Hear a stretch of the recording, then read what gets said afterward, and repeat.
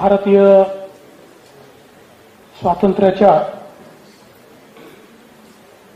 अमृत महोत्सवाच्या पूर्वसंध्येला आयोजित विभाजन विभीषिका स्मृती दिवसाच्या या कार्यक्रमात मंचावर उपस्थित माझे सहकारी चंद्रशेखर बावनकुळेजी, आशिष जयस्वालजी, डॉक्टर विकास महात्मेजी, आपल्या विभागीय आयुक्त श्रीमती विजयलक्ष्मी बिद्री, आपल्या जिल्हाधिकारी श्रीमती आर विमला,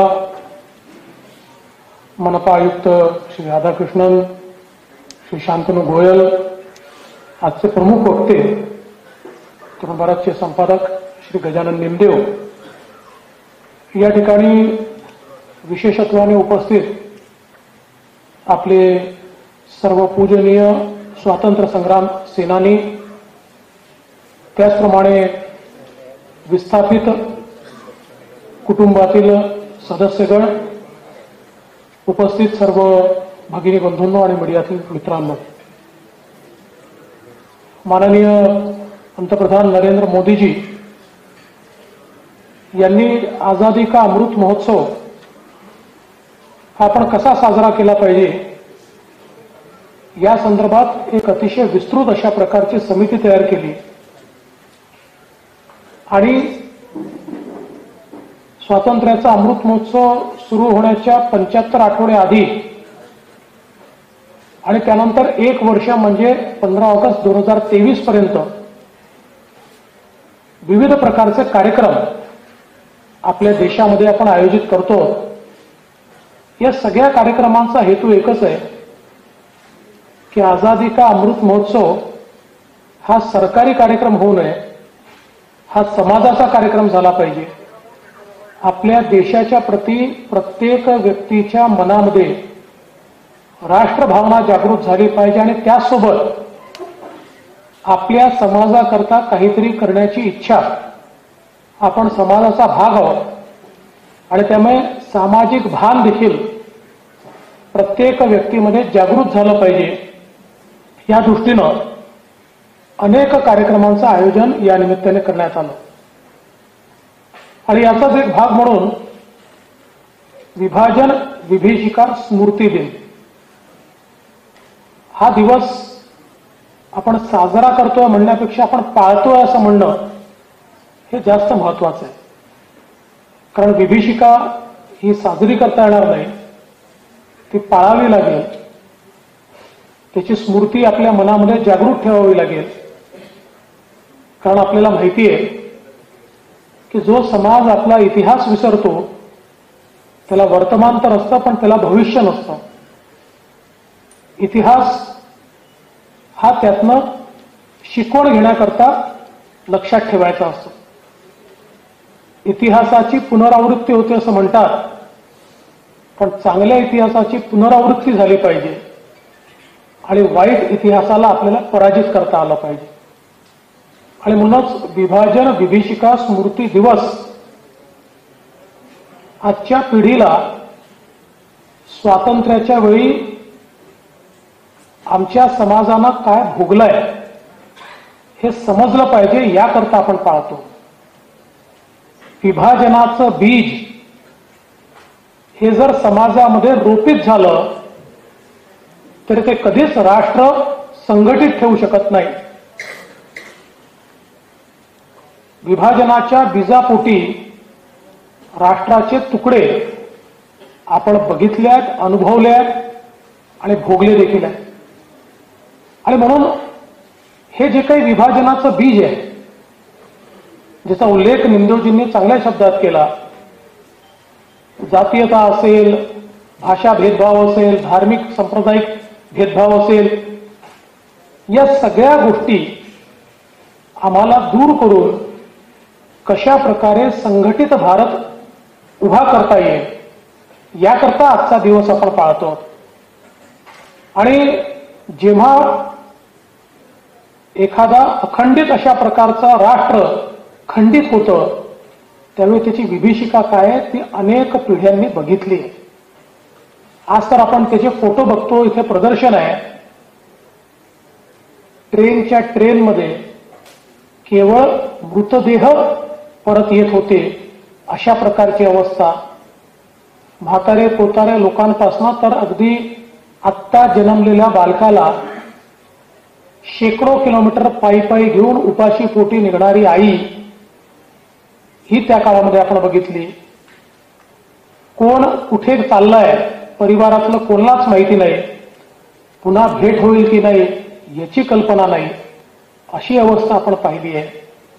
आणि म्हणून ही अवस्था जर पुन्हा यायची नसेल तर आपल्याला हा भेदभाव संपवावा लागेल आणि आपल्या मनामध्ये अखंडित भारताची संकल्पना, एक समृद्ध संपन्न अशा भारताची संकल्पना ही तयार करावी लागेल.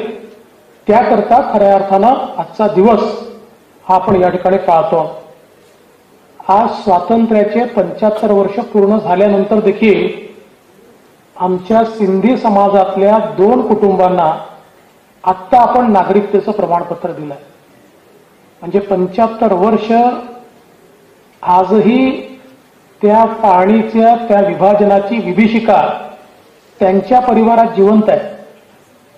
75 वर्षानंतर 3री 4थी पिढी ही नागरिक नाहीये, ही अवस्था आपल्याला पाहायला मिळते. आणि म्हणून मागच्या काळामध्ये माननीय मोदीजींनी आणि त्याच्याही पूर्वी सगळ्यात पहिल्यांदा जेव्हा आदरणीय लालकृष्ण अडवाणीजी हे उपपंतप्रधान आणि गृहमंत्री होते त्यावेळेस त्यांनी सुलभतेनं नागरिकता देण्याचा निर्णय केला. आज आता आपल्या नागपूरचाच जर विचार केला तर जवळजवळ 350 लोकांना आपण नागरिकता दिली आहे, पण अजून 500 लोकांच्या ऍप्लिकेशन्स ही आपल्याकडे आलेल्या आहेत. मी जिल्हाधिकाऱ्यांना सूचना करेल की याचा स्पेशल कॅम्प तयार करून या नागरिकता तात्काळ दिल्या पाहिजेत. त्यानंतर अजून 2000 लोक अशी आहेत, आज एका आमच्या छोट्या बहिणीला आपण नागरिकता दिली, अशी 3री 4थी 5वी पिढी आहे. 2000 लोक आहेत की जे विस्थापितून आले आहेत, कारण विस्थापन आजही थांबलेलं नाहीये. आजही पाकिस्तानातनं आमच्या सिंधी समाजाला भारतामध्ये यावं लागतं, जे काही आहे ते सोडून त्या ठिकाणी यावं लागतं. आणि म्हणून त्याही लोकांना नागरिकता आम्हाला द्यावी लागेल. आणि त्या दृष्टीनं ही विभाजनाची विभीषिका आपल्याला लक्षात ठेवून या संपूर्ण समाजाच्या पाठीशी आपल्याला कसं उभं राहता येईल याचा प्रयत्न देखील निश्चितपणे केला पाहिजे.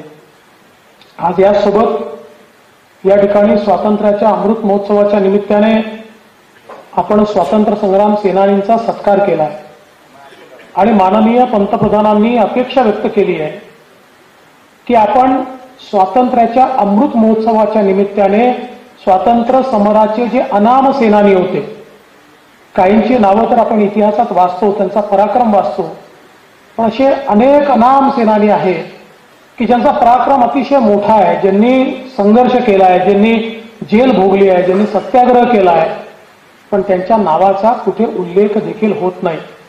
म्हणून असे जे अनाम स्वातंत्र्य संग्राम सेनानी आहेत त्यांची ही गाथा ही तयार झाली पाहिजे. प्रत्येक जिल्ह्यात ती तयार झाली पाहिजे. त्या त्या जिल्ह्यातले हे सेनानी यांची जी कथा आहे, यांची जी गाथा आहे ती त्या ठिकाणी कुठेतरी अंकित केली पाहिजे.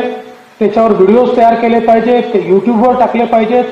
अशा प्रकारची देखील सूचना माननीय पंतप्रधानांनी केली आहे.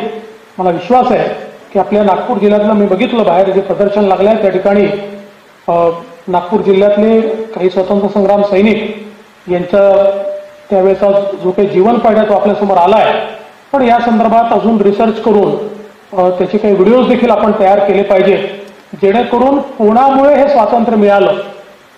स्वातंत्र्य हे काही मोफत मिळालेलं नाही, ते फुकट मिळालेलं नाही. आणि जसं निमदेवजींनी सांगितलं ते इंग्रजांनी आपल्यावर दया आली म्हणून दिलं नाही, तर आमच्या स्वातंत्र्य संग्राम सेनानींनी इंग्रजांवर ही वेळ आणली की ज्या क्षणी इंग्रजांना हे लक्षात आलं की आता उभा भारत पेटलाय, तो भारत आता उभा आहे, आता भारत थांबणार नाही आहे आणि आता हा भारत आपल्याला घालवल्याशिवाय राहणार नाही आहे, अशी अवस्था ज्यावेळेस आली त्यावेळेस त्यांनी तो निर्णय घेतलाय की आता आपल्याला भारतातून बाहेर जावं लागेल आणि मग स्वातंत्र्य या ठिकाणी आपल्याला मिळालेलं आहे. आणि म्हणून अशा या सगळ्या स्वातंत्र्य संग्राम सेनानींच्या त्या बलिदानाचं त्यागाचं मोल हे जर आपल्या पिढीला समजलं तरच आपली पिढी स्वार्थी तयार होणार नाही. आणि स्वातंत्र्याचं मोल ज्या पिढीला समजत नाही ती आत्मकेंद्रित पिढी तयार होते. स्वातंत्र्याचं भान ज्यांना असतं, स्वातंत्र्याचा मोल ज्यांना असतं, त्या पिढीला आत्मभान असतं. अशी आत्मभान असलेली पिढी ही भविष्यात आपल्याला निर्माण करायची आहे. त्या दृष्टीने आजच्या दिवसाच्या निमित्ताने या विभाजन विभीषिकेमध्ये ज्या लोकांचे बळी गेले अशा सगळ्यांच्या प्रती आणि त्यांच्या कुटुंबियांच्या प्रती माझी संवेदना या ठिकाणी व्यक्त करतो. आणि आपण एक बलशाली भारत तयार करूया, त्याकरता आपण सगळे कटिबद्ध होऊया, अशा प्रकारची या ठिकाणी आपल्या सर्वांच्या वतीनं प्रार्थना करून मी माझे 2 शब्द संपवतो. जय हिंद, जय महाराष्ट्र, जय भारत.